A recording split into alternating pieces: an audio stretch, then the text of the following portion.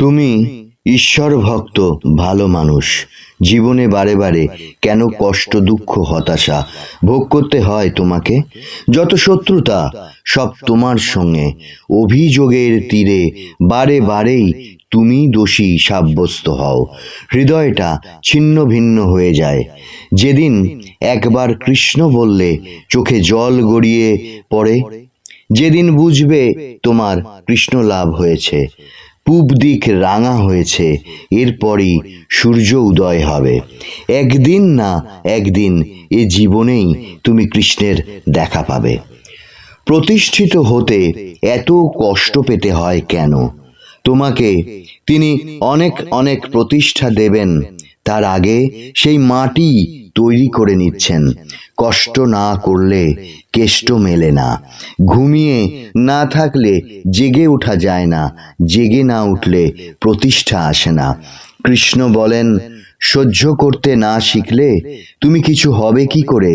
আগে সহ্য করো, তারপর তো হবে। আগে ব্যর্থ হও, তবে তো সফলতা লাভ করবে। কাঁচা মাটি তখনই কঠিন ইটের ইমারত গড়ে তুলতে পারে যখন তাকে আগুনে পোড়ানো হয়। যতদিন মন মাটি কাঁচা থাকে, ততদিন ঈশ্বরের ধারণা ঠিক ঠিক লাভ হয় না। শ্রীকৃষ্ণ তোমার সঙ্গে সঙ্গে সর্বদাই আছেন। অনুভূতি সূক্ষ্ম হলে তবেই সেটা অনুভব হয়। তার চরণ যুগলের ধ্যান করতে হয়। চরণ যুগলের ধ্যানই শ্রীকৃষ্ণের শ্রেষ্ঠ ধ্যান। এতে অহংকার, অন্ধকার সব কেটে গিয়ে উজ্জ্বল ভাগ্যের রেখা নতুন করে কপালে দেখা দেয়। চরণ যুগলের দিকে চেয়ে বলো, ওং তিরুপতি কৃষ্ণায় নমঃ। তুমি কি আছো আর কি হবে? শ্রীকৃষ্ণের কৃপায় তোমাকে আর পেছন ফিরে তাকাতে হবে না। রোগ ব্যাধি অভাবের কথা তাকে বলতে হবে না। তিনি কি বোঝেন না আমার শিশুটি কি বলতে চাইছে?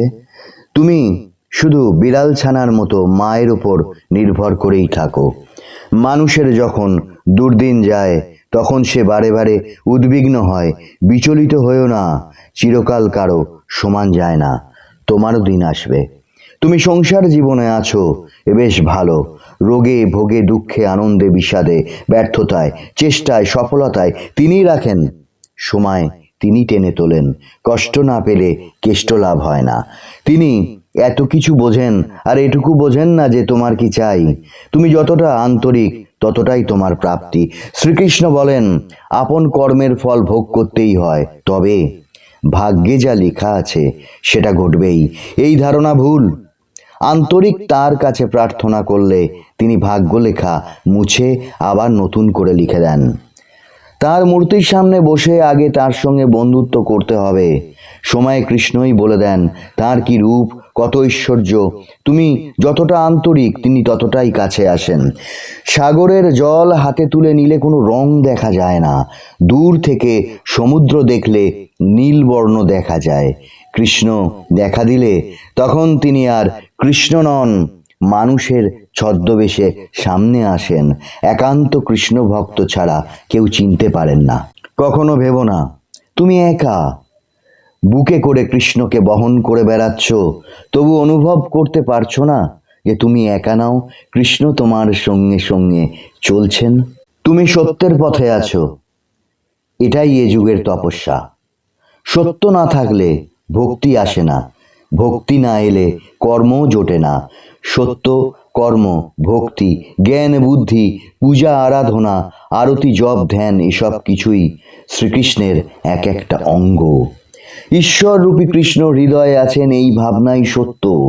এই ভাবনার জোরে জীবনে তোমাকে প্রতিষ্ঠিত হতে হবে। ঈশ্বর ব্রহ্মই সত্য, আর সব মিথ্যা। কারণ তিনি তো এই সব কিছু হয়ে আছেন। ঈশ্বর তোমার হৃদয়ে, মনে, প্রতিটি মানুষের অনুপরমাণুতে, বৃক্ষে, জলে, আকাশে, বাতাসে, নিদ্রায়, জাগরণে, আহারে, বিহারে, সত্যতে, পরিণতিতে, জন্মতে, মৃত্যুতে, কীট পতঙ্গে, মানুষের অনুপরমাণুতে। তুমি না জেনেই যা ভাবছো তা কৃষ্ণের কথা, যা করছো তা কৃষ্ণের কাজ, যা বলছো সেটা কৃষ্ণের ভাব। তোমার উন্নতি, অবনতি, জ্ঞান, বিজ্ঞান এসবই কৃষ্ণময় বিশাল এক কৃষ্ণমুখী মুখ গহ্বরের মধ্যে আমরা অবস্থিত। মন খাঁটি করো, কৃষ্ণ নামের বীজ বপন করো। শ্রীকৃষ্ণ অনুভূতি না জাগলে কৃষ্ণ লাভ সম্ভব হয় না। সর্ষের দানার চেয়েও ক্ষুদ্র বীজই বিশাল বটগাছে পরিণত হয়ে অনেক প্রাণীকে আশ্রয় দেয়। কষ্টতে কৃষ্ণ লাভ হয়। বিষাদ না এলে আনন্দ আসে না। রাত না হলে দিন হয় না। আলো পেতে চাও তবে অন্ধকারকে মেনে নাও। ব্যাকুলতা না এলে কৃষ্ণের দর্শন লাভ হয় না। চাই চেষ্টা, সাধনা, একাগ্রতা, কর্মে বারে বারে বিফলতার পরেও আবার নতুন চেষ্টা। নিঃসম্বলই চিরকাল কৃষ্ণের ইচ্ছায় ধনী হয়। অহংকারের ধন লাভ হয় না, নিরহংকারের কৃষ্ণ লাভ হয়। কৃষ্ণকে পেলে আর কষ্ট দুঃখ কি আছে?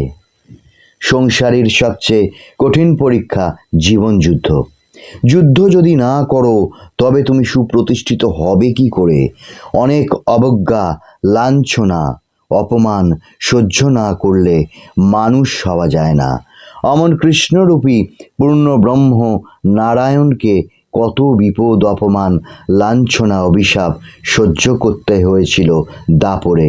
কৃষ্ণ বলেন, তুমি আমার হাত ধরো, কালে সব হয়ে যাবে। আমি তোমার সব কিছু মিটিয়ে দেব।